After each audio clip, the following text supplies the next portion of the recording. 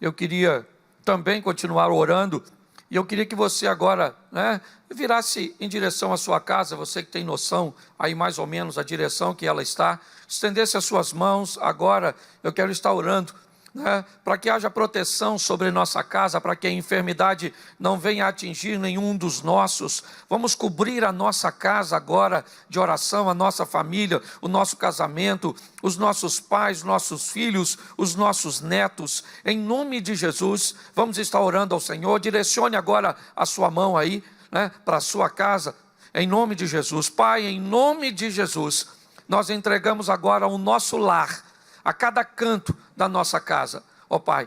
Pedimos que a Tua proteção, que o Teu cuidado, ó Deus, esteja ali. Pedimos pela saúde de cada um dos nossos, agora em nome de Jesus. Que os Teus anjos estejam acampados, ó Deus, ao redor da nossa casa. Cremos, ó Deus, numa intervenção do Senhor, trazendo proteção. Em nome de Jesus, nós declaramos e profetizamos saúde sobre a nossa casa, sobre os nossos cônjuges, sobre os nossos pais, sobre os nossos filhos, sobre, Senhor, os nossos avós. Em nome de Jesus, entra com providência, ó Pai, age com Teu sobrenatural, guarde as nossas despensas e todos os nossos recursos financeiros. Toma a economia de cada lar aqui, ó Deus, em nome de Jesus, e que não venhamos a passar necessidade. Continue conosco, ó Deus, nessa caminhada, ó Deus, continue conosco, ó Deus, nesse deserto que estamos atravessando. Que vejamos a Tua coluna, que vejamos a Tua nuvem, que vejamos a Tua mão, ó Deus, em nome de Jesus. Em nome de Jesus acreditamos que vamos chegar do outro lado, ó Deus, são salvos para a honra e glória do Teu nome. Te damos graças por tudo, ó Deus, em o nome de Jesus, amém, glória a Deus, amém. Coloque para mim Mateus, capítulo 6, verso 22. Há um tempo atrás eu fiz uma reflexão desse texto, dá para colocar para mim na tela? Mateus 6, 22.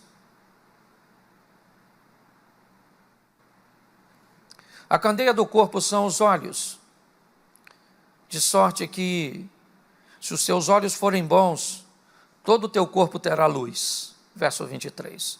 Se, porém, os teus olhos forem maus, o teu corpo será tenebroso. Se, portanto, a luz que há em ti são trevas, quão grandes serão tais trevas? Feche seus olhos neste momento. Senhor nosso Deus e Pai, em nome de Jesus, que tenhamos a sensibilidade nessa noite de ouvir a Tua palavra e a voz do Teu Espírito. Que possamos nos fortalecer na Tua palavra, nos apegar às Tuas promessas e termos um entendimento que 1000 cairão ao nosso lado, 10.000 à direita, mas nós veremos, mas não seremos atingidos. Continua conosco nessa caminhada, ó Deus. É o que nós te pedimos pelo poder do nome de Jesus. Amém. Glória a Deus. Eu quero tratar hoje com vocês esse texto, e ele diz que a candeia, ou seja, a lâmpada do corpo, elas são os olhos. E o texto diz: se os seus olhos forem bons, todo o teu corpo andará na luz. Se os teus olhos forem maus, todo o teu corpo será tenebroso. Nós vamos tratar a candeia como a luz, nós vamos tratar os olhos como a mente, e nós vamos tratar o corpo como a vida. Ou seja, se eu tivesse que reformular esse texto, eu diria: se a sua mente for iluminada, a sua vida será levada para um outro patamar. Nós vamos conversar um pouco sobre isso, sobre a maneira de enxergar as coisas, porque o texto não está falando de uma visão física do nosso globo ocular. Se o texto dissesse que os nossos olhos, se os olhos forem bons, a nossa vida, ou seja, o nosso corpo andará na luz, bastava um óculos com uma lente para melhorar a sua visão, e isso resolveria seu problema. Se o seu problema fosse conjugal, bastava colocar um óculos que lhe oferecesse uma boa visão do seu parceiro, do seu companheiro, Se a sua dificuldade fosse entender seus filhos, bastava colocar uma lente apropriada para a leitura dos filhos. Se a sua dificuldade fosse com as coisas que estão perto, bastava, colocar uma lente para perto, para longe, uma lente para o sol. Se o texto estivesse falando dos nossos olhos simplesmente, bastava colocar uma lente apropriada e teríamos então uma visão nítida, correta, equilibrada do ambiente que estamos enfrentando, os desafios. Porém, não é isso que a Bíblia está dizendo. Quando a Bíblia vai falar se os seus olhos forem bons, na verdade, ela está falando da nossa mente. O texto diz, quando as pessoas têm a mente iluminada, quando são pessoas esclarecidas e abertas, quando são pessoas que conseguem enxergar as coisas num ambiente que não seja unilateral, quando consegue ter uma visão, não simplesmente do que a pessoa está fazendo, mas procurar entender por que a pessoa está fazendo, por que a pessoa está falando, por que a pessoa está se comportando daquele jeito. Isso é algo que vai além dos olhos. Quando o texto diz, os nossos olhos, eles são a candeia do corpo. Quando nós olhamos para o Salmo 119, verso 105, nós podemos entender isso, pastor. Então como é que eu posso trazer luz para a minha mente? Porque me parece que a proposta é o seguinte: ilumine a sua mente, e uma mente iluminada levará ações para a sua vida. Por isso que a candeia são os olhos. Se os nossos olhos ou a nossa maneira de enxergar as coisas forem boas, de visualizar as coisas forem boas, inevitavelmente ela conduzirá a nossa vida a uma vida de sucesso, a uma vida de satisfação, não uma vida sem luta, não. Eu estou dizendo uma vida de vitória, eu estou dizendo uma vida satisfatória e não sem lutas. Fazer as coisas certas não me deixa imune às lutas, fazer as coisas certas não me deixa imune aos problemas. Com todas as vezes que nós pensamos isso, inevitavelmente nós vamos ter um grande confronto com a caminhada cristã. Porque todas as pessoas que olham para si mesmo e buscam todos os acertos e tudo aquilo que faz de forma assertiva, inevitavelmente o que elas esperam da vida é o quê? Não ter problema nenhum. Se eu estou fazendo tudo certo, por que é que eu vou ter problemas? Se você pensar assim, provavelmente você vai ter sérios problemas na sua caminhada de fé. Fazer todas as coisas certas, certamente, nos levará a abstermos de grande parte dos nossos problemas, mas não de todos. Por mais esperto e hábil que você seja, por mais assertivo que você seja, para realizar algumas tarefas em algumas áreas, ainda assim você terá problema. Crie seus filhos da melhor maneira possível e saberá que algum tipo de problema ele vai te dar. Lide com o seu casamento da melhor maneira possível e você saberá que mesmo assim você ainda terá alguns problemas conjugais. Lide com a igreja de uma forma correta, de uma forma sábia, e você vai ver que ainda assim você terá problemas em todos os ambientes. Sermos assertivos e fazermos as coisas certas nos livrarão dos grandes problemas, mas não de todos. Em todas as áreas da nossa vida, os problemas sempre estarão presentes. Jesus disse, enquanto tiverdes no mundo, vocês tereis aflições. Tende bom ânimo para prosseguir até o final. Mas é assim que as coisas funcionam. Quando nós olhamos hoje para a mente das pessoas, o problema exatamente está ali. Uma mente ruim, uma mente em trevas, porque a grande caminhada, e o grande segredo da vivência é o seguinte, é entender o que controla nossas ações. Na verdade, é a nossa mente. O que vai levar o nosso corpo, ou a nossa vida, para uma vida de sucesso, ou uma vida de fracasso, são as nossas ações. A lei que foi deixada para nós é a lei da semeadura. Deus não se deixa escarnecer. Tudo que o homem semear, isso também ele ceifará. Quando eu digo para você e para mim aqui, vamos pegar a luz e vamos jogar na nossa mente, eu pego o Salmo 19, verso 105. Lâmpada para os meus pés é a tua palavra e luz para o meu caminho. Quando eu quero iluminar a minha mente, o que eu coloco nela? O que a Bíblia diz que vai iluminá-la? A palavra de Deus, os conhecimentos de Deus. É isso que vai iluminar a minha mente. E uma mente iluminada, ela faz o quê? Ela envia boas ações, boas escolhas para a minha vida. E quando isso acontece, o meu testemunho começa a iluminar outras pessoas. Ou seja, aquela lâmpada para os meus pés é a tua palavra, do Salmo 119, vira Mateus 5,14. Vós sois o sal da terra, o verso 13, e vós sois a luz do mundo, no verso 14. Quando nós pegamos a nossa vida, e isso é muito fácil de entender. Deixa eu te dar uma explicação, eu gosto de facilitar o máximo possível. Uma mente boa, saudável, ela vai conduzir a nossa vida a uma vida boa. Uma mente ruim e contaminada vai conduzir a nossa vida a um estilo de vida ruim. E é fácil. Pense comigo. Se você olhar para um caminhão carregando no almoxarifado de uma empresa, madeira compensado, parafuso, espuma, tecido, verniz e lixa. Mediante a tudo isso que eu disse a você, que está entrando pela porta do almoxarifado dessa empresa, o que você imagina que uma empresa que trabalha com madeira, com compensado, com parafusos, com espuma, com lixa, com verniz, o que você acha que ela fabrica? Será que ela fabrica celulares? Será que essa empresa, ela fabrica pneus?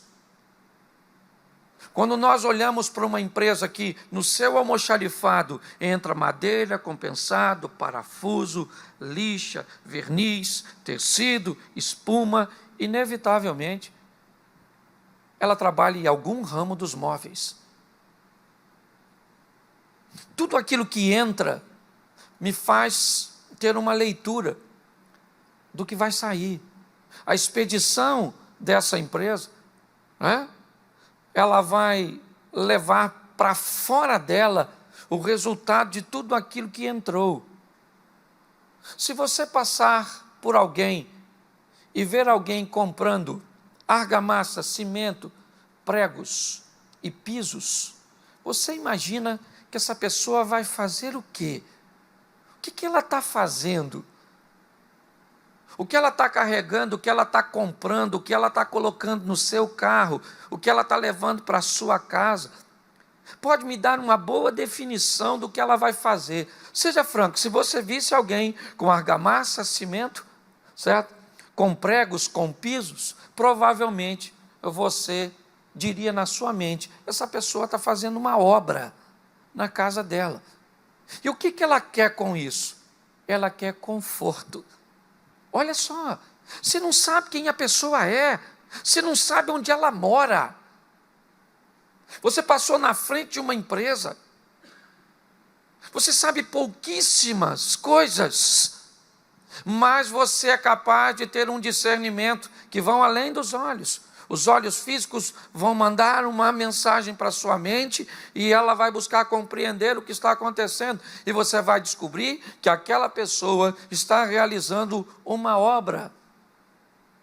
E o propósito é conforto. Todas as pessoas que fazem obras, fazem para melhorar o conforto.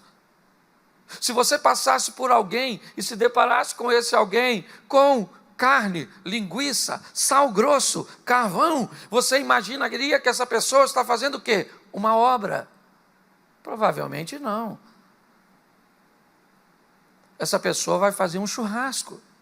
Mas você não sabe. Não, mas o que ela está carregando, o que ela comprou, o que ela está levando, o que está debaixo dos seus braços, o que ela colocou no seu carro, está dizendo para você o que ela vai fazer. Ao contrário da outra que ia fazer uma obra, essa vai viver um momento de lazer ou de comemoração. Olha só em observar as pessoas, nós podemos ter uma noção de que o que está entrando nelas, o que elas estão fazendo, o que elas estão levando para a sua casa, para a sua vida, vai me dar uma noção do futuro dessas pessoas, sementes. Vamos imaginar alguém indo comprar drogas. Então vamos lá, o indivíduo foi uma boca de fumo para comprar drogas, o que ele vai fazer? Um churrasco? Não, ele vai se dopar. Qual é seu propósito? É alimentar seu vício. Quando nós olhamos, e é essa a grande questão, quando nós olhamos para as pessoas e olhando para nós mesmos, e vemos as nossas literaturas, os nossos grupos de redes sociais, os nossos amigos, na verdade nós estamos apresentando para o mundo quem somos nós. Nós estamos oferecendo uma informação. Mas nem sempre isso é verdadeiro. Sim, é verdade. Quem aqui, talvez você seja um vascaíno, ou um flamenguista, e pelo contato com seus amigos, vamos supor que você fosse um vascaíno, e o Flamengo vai jogar contra o Fluminense, e você tem um grupo de amigos que são flamenguistas, e eles são muitos seus amigos, e você gosta de futebol, mas você é vascaíno, você não é flamenguista, mas você vai para a torcida do Flamengo naquele dia, porque seus amigos estão ali, e qualquer um que te vê na torcida do Flamengo, inevitavelmente vai pensar que você é flamenguista, porque as pessoas que estão ao seu redor, elas são flamenguistas. Quando nós olhamos para essa definição, é muito importante nós entendermos o que é que nós estamos permitindo entrar na nossa vida, o que é que nós estamos levando para a nossa casa, para o nosso contexto. Por que nós estamos vendo pessoas tão desanimadas? Por que nós estamos vivendo e vendo pessoas tão pessimistas? Porque elas estão ouvindo histórias de pessimismo. Elas estão ouvindo e vendo notícias de morte, inevitavelmente. Não podemos esperar do que elas vão dizer, de suas perspectivas. Elas contam todas as suas desgraças para no final, num tom extremamente pessimista, sabe? Numa coisa bem pequenina, dizendo assim, ela diz assim, não, porque o dinheiro foi embora, porque o vírus está matando todo mundo, porque a corrupção está aí instalada, porque o caos está aí. Mas Deus é fiel, sabe? Mas no final vai dar tudo certo. Elas contam todas as coisas ruins, sabe? Com uma voz enfática, ok? Com uma mente totalmente robusta, enriquecida das tragédias, dos problemas. Mas quando vão falar de Deus, aí é bem tímido. Vamos prosseguir em oração. Vamos continuar, porque Deus sabe de todas as coisas. Ele é fiel. Quando eu olho isso numa ótica humana, talvez eu consiga encontrar fé. Mas quando eu vou olhar com a mente proposta aqui, eu vou olhar que, na verdade, o caos se tornou muito mais forte para essas pessoas. A crise se tornou muito mais poderosa. Eu cheguei à conclusão de que o mal vai prevalecer. Eu cheguei à conclusão, sabe, que Jesus, ele está e tem que voltar o mais rápido possível. Ok? E eu não tenho problema nenhum no que diz respeito a isso. Eu só preciso fazer com que, em primeiro lugar, eu mesmo sobreviva a tudo isso de uma forma que continue acreditando que Deus está onde sempre esteve, no controle de todas as coisas, que Ele é um Deus todo-poderoso e que o que vale não é o que está acontecendo ao meu redor, é aquilo que eu estou levando para a minha casa, é aquilo que eu estou levando para a minha vida, é aquilo que eu estou permitindo entrar no meu coração. Eu preciso entender que tipo de mercadorias eu vou receber no meu almoxarifado, porque dependendo do que vai entrar no meu almoxarifado, eu vou saber de antemão o que vai sair na minha expedição. As pessoas que olharem para nós, nós temos que amadurecer esse entendimento. O texto está dizendo, ele é tão poderoso, que ele poderia simplesmente dizer, olha, os seus olhos, ou seja, a sua mente, né, a candeia do corpo são os seus olhos ou a sua mente. E se os seus olhos, se sua mente for boa, o seu corpo viverá na luz. O seu corpo, a sua vida, viverá de uma forma extraordinária. Mas se os seus olhos forem maus, se a sua maneira de enxergar as coisas forem negativas, se sempre você olhar de uma forma nociva, destrutiva e pessimista, você leva a sua vida para um ambiente tenebroso, de caos. Mas ainda há algo muito pior que uma mente tenebrosa. É o que termina o verso 23. Se, portanto, a luz que há em ti são trevas, quão grandes serão tais trevas? Bom, ele está me dizendo uma coisa, se a luz que há em ti são trevas, não pode. Ou é luz, ou é trevas. Como é que ele diz? Então quer dizer que se a luz que há em mim são trevas? Isso precisa ser redefinido. Se eu olhasse para você e dissesse assim, bom, se a luz que tiver em você são trevas, não pode. Luz e trevas não ocupam o mesmo espaço. Inevitavelmente, a presença de uma exclui a presença de outra. Todas as vezes que as trevas chegam, para ela chegar, a luz tem que ir embora. E quando a luz chega, ela manda as trevas embora.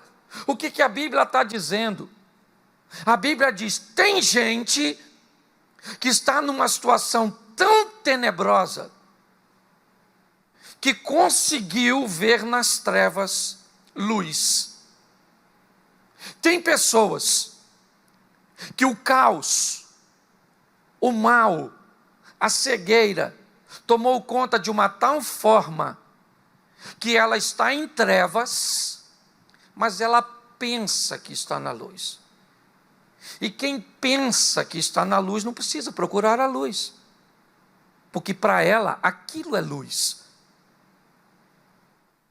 Quantas vezes nós conversamos com pessoas que descrevem uma vida de pecado, uma vida de declínio, uma vida de desobediência a Deus, e nos afirmam que aquilo que elas estão fazendo, aquilo que elas estão postando, aquilo que elas estão falando, as pessoas com que elas estão se relacionando, elas afirmam categoricamente. Esses dias eu fui conversar com uma pessoa e ela me descreveu um ambiente totalmente errado. E sabe o que ela me disse no final? Mas Deus é minha testemunha que eu estou certa. E eu disse para ela, se Deus é sua testemunha, não sou eu que vou fazer parte da promotoria. Não sou eu. Se Deus é quem vai te defender nessa história, não sou eu que vou te acusar. Agora, as informações que você está me oferecendo, levando à luz da Bíblia, isso me mostra que isso é uma escuridão total, e não tem luz nesse caminho, nessa decisão, nessa postura. Mas não adiantou. Na cabeça da pessoa, ela estava na luz. E para alguém que já acha estar na luz, você está mostrando a luz a ela por quê? É importante nós entendermos isso, porque hoje as nossas redes, principalmente, descrevem muito do quem somos. As postagens, a leitura que fazemos das postagens dos outros, as observações. Eu digo hoje para algumas pessoas que vão se relacionar, pastor, qual é a primeira dica que o senhor me dá quando eu for namorar alguém? Eu digo, vê se ele tem rede social, ou se ela tem rede social. Dá uma olhada na rede social. Ali você vai ter um pouco do entendimento, ou pelo menos o início, do que essa pessoa está fazendo, do que ela está postando. de como ela quer que as pessoas as vejam. Veja que tipo de comentário elas fazem, né, nas postagens dos outros, quem ela curte. Eu, por exemplo, fui saber outro dia desse, eu não sou muito ligado nessa era aí digital, que se eu curtisse alguma coisa, se eu pegasse o meu dedinho e colocasse no coraçãozinho, eu estava mandando uma mensagem para todo mundo que eu estava validando aquilo que eu estava curtindo. E eu não sabia. Para mim, apertar naquilo ali era apenas mostrar para a pessoa que eu tinha visto. Aí alguém me disse: não, pastor, todas as vezes que o senhor aperta, se alguém postou alguma coisa, o senhor apertou no coração, o senhor está dizendo para todo mundo que está vendo que o senhor está validando, que o senhor é participante daquilo, né? E eu passei basicamente, presto muita atenção naquilo que eu estou fazendo agora. Eu quero que você entenda qual é o grande desafio de nós nos relacionarmos com Deus. Quando nós olhamos Romanos 11:34, ele diz: quem compreendeu a mente desse Deus? Quando Deus vai à casa de Jessé, junto com Samuel, para ungir Davi como rei, é um momento de muito desafio, pois Davi diz a Deus, ou Samuel diz a Deus: como irei eu até Belém, a casa de Jessé, para ungir um novo rei? Se Saul descobrir que eu estou fazendo isso, ele vai me matar.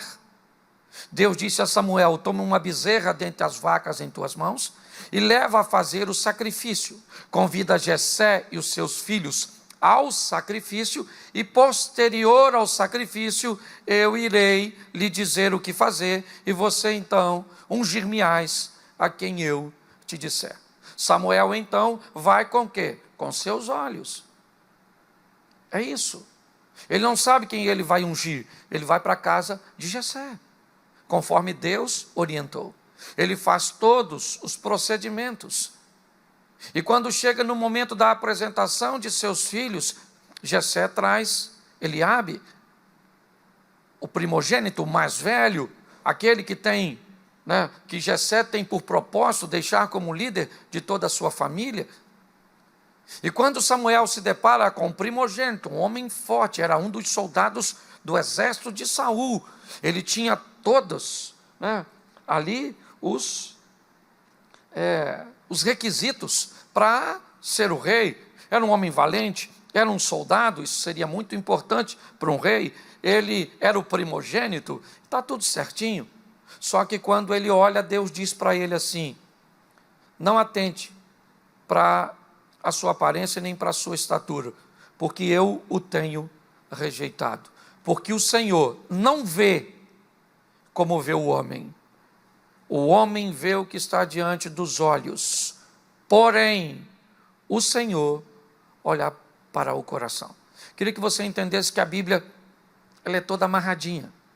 A Bíblia diz que a palavra de Deus, ela é apta para discernir o que está no coração do homem. A Bíblia diz, porque o verbo, no princípio era o verbo, João, no princípio era o verbo estava com Deus, o verbo era Deus, mas o verbo se fez carne e habitou entre nós, e vimos a sua glória como a glória do unigênito do Pai. Preste atenção no que está acontecendo aqui. Samuel diz assim, 1 Samuel: Deus não vê como o homem vê o que está diante dos olhos, porém Deus olha para o coração.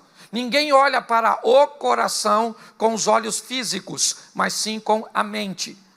Eu li para você Romanos 11:34, quem conhece ou pode conhecer a mente desse Deus? Eu mostrei para você que a Bíblia é apta para discernir aquilo que está no coração do homem. E a Bíblia também nos diz que no princípio era o verbo, e o verbo estava com Deus, e o verbo era Deus. Olha só, a melhor maneira que eu tenho de iluminar a minha mente é encher a minha mente da palavra. Daqui a 2 dias nós fazemos 80 dias lendo a Bíblia. 80 dias. Eu recebi diversas pessoas, entendendo que por ser o ano do reconhecimento, inevitavelmente, colocar as pessoas para ler todos os dias 12 capítulos, É o que tem mantido muitas pessoas de pé nessa campanha e nesse desafio. Mas eu posso garantir a você que mais da metade das pessoas que começaram não conseguiram. Daqui a 22 dias nós vamos terminar. Olhe bem. Quando nós olhamos para essa estrutura, o que vemos?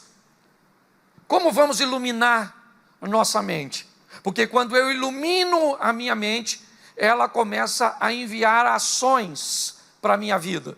Ela começa a estabelecer escolhas. Ela começa a criar um ambiente onde inevitavelmente o sucesso e a prosperidade começa a se aproximar de mim. Por quê? Porque se eu vou me relacionar com Deus, vamos lá, os teus caminhos não são os meus caminhos. Os seus pensamentos não são os nossos pensamentos. Eu não vejo como o Senhor vê. A Bíblia me traz a proposta de andarmos com Deus. Bom, legal, extraordinário. Que Deus? Um Deus salvador, que enviou seu Filho para morrer na cruz do Calvário, o herói. E as coisas estão tão ruins, gente, no mundo de hoje, que na minha época, gente má se chamava vilão. Hoje, gente má se chama anti-herói.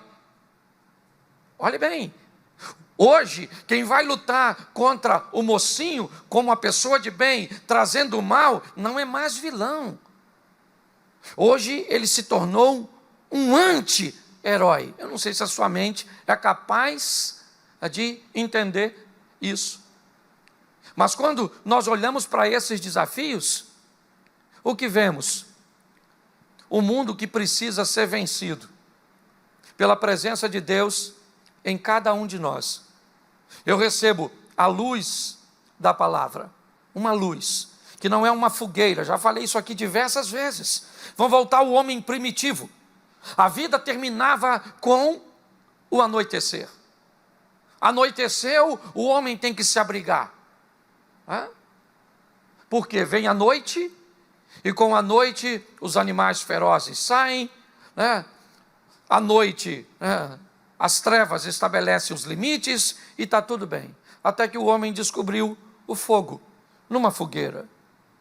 E a fogueira deu a ele a possibilidade de ter algumas atividades, e muito mais do que isso, de se proteger dos animais.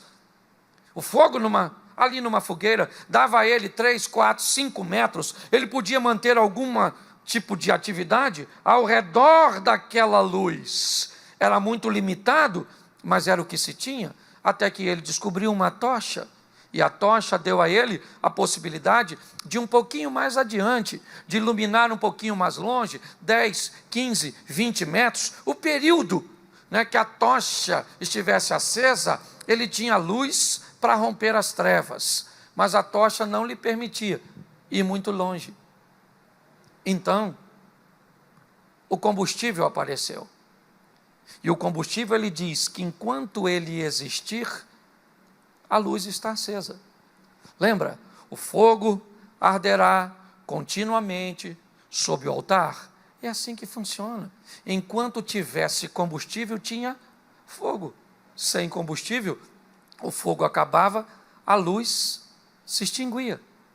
Hoje, o que vemos ainda nos dias de hoje, pessoas ao redor de fogueiras, extremamente limitadas, e temos que conviver e respeitar a fogueira dessas pessoas. Por favor, não queira oferecer combustível de imediato para alguém que ainda está ao redor da fogueira, com pensamentos. Esses dias um amigo meu postou assim: porque os sonhos de Deus vão se cumprir, e alguém fez um comentário embaixo dizendo: que heresia, Deus não dorme. Se ele não dorme, como é que ele sonha? Como é que você vai discutir com uma pessoa que faz um tipo de comentário desse? Você não tem como discutir.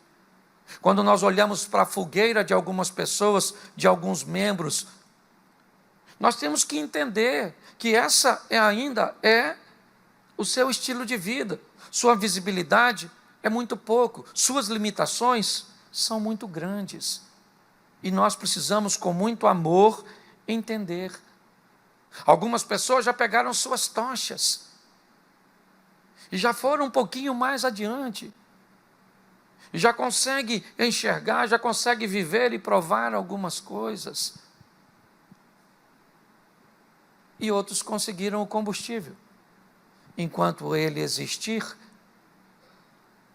nós vamos rompendo as trevas. Sabe? Lâmpada alta, não se pega uma lâmpada, está tudo entrelaçado, e coloca embaixo.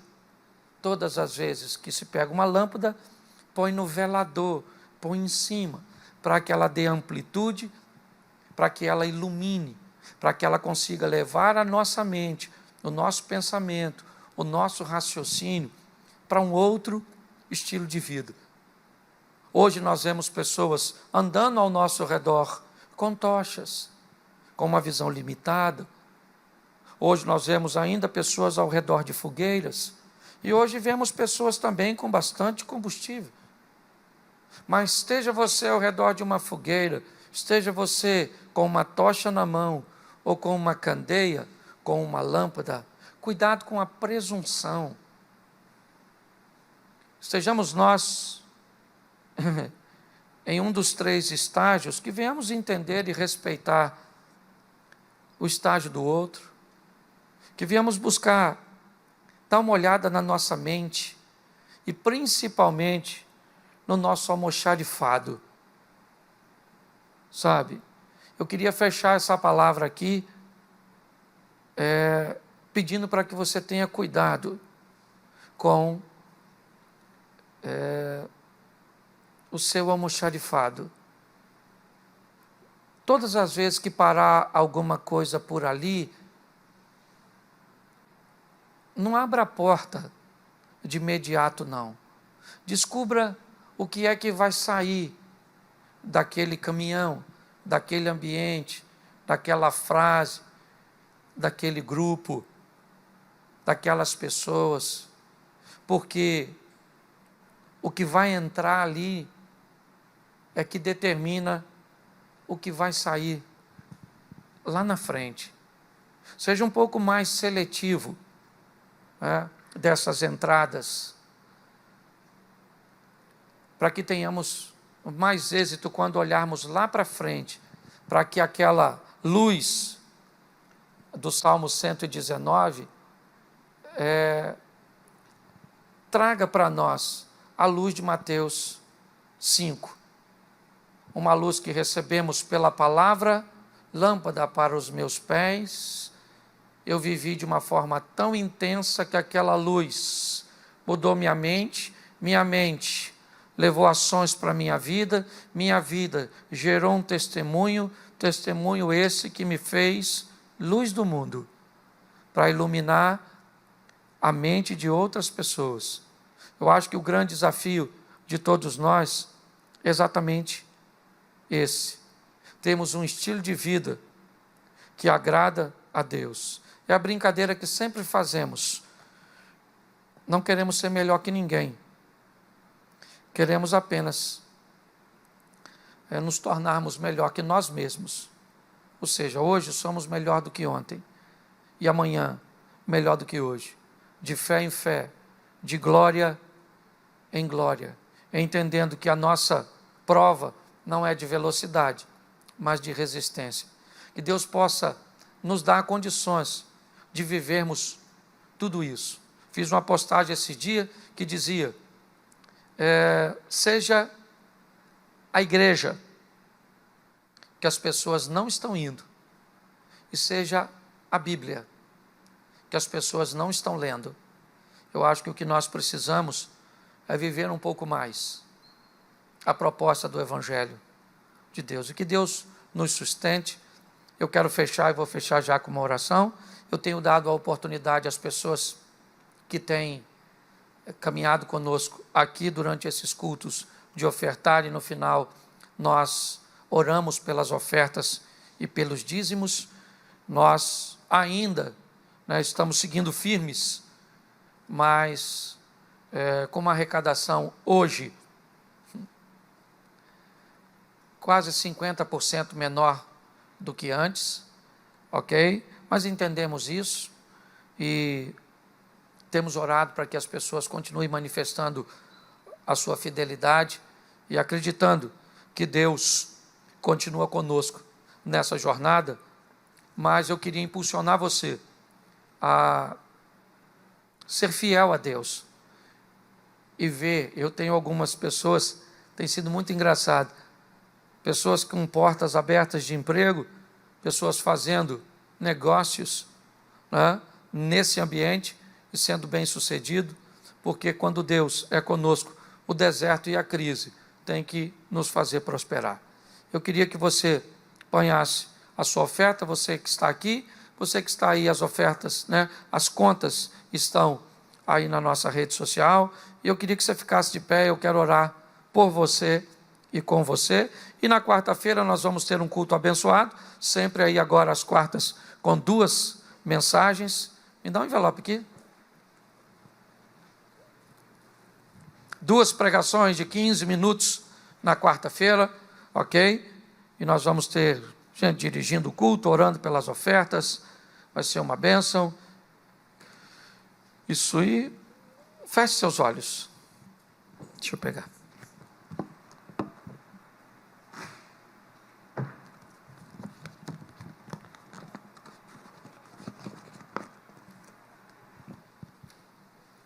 Feche seus olhos. Pegue a sua oferta, você que está em casa. Vamos ofertar ao Senhor. Pai, em nome de Jesus, que a nossa mente, ó Deus, esteja apta para entender que a nossa segurança está nas Tuas mãos, porque o Senhor é Deus do ouro e da prata. Muito obrigado porque o Senhor não tem deixado faltar. Muito obrigado porque o Senhor tem aberto não apenas portas na terra, mas janelas nos céus. E temos visto a Tua mão poderosa agindo em nosso favor. Sustenta-nos como a Tua igreja, ó Deus. Em nome de Jesus. Prospera a nossa despensa. Nos faz comer o melhor desta terra. Abençoamos a fidelidade do Teu povo, aqueles que trarão o dízimo aqui à frente. Em nome de Jesus, ó Pai. Continua abençoando os Teus filhos. Seja conosco, Senhor, nessa caminhada, em o nome de Jesus. Que o grande amor de Deus, o nosso Pai, a graça de nosso Senhor e Salvador Jesus Cristo e as doces consolações do Santo Espírito de Deus, seja para com todo o povo do Senhor. E todos digam amém. Que Deus abençoe a sua casa, a sua família. Se sente um pouquinho, quem vai trazer a oferta traz aqui. O Ministério Louvor vai estar louvando e encerrando este culto.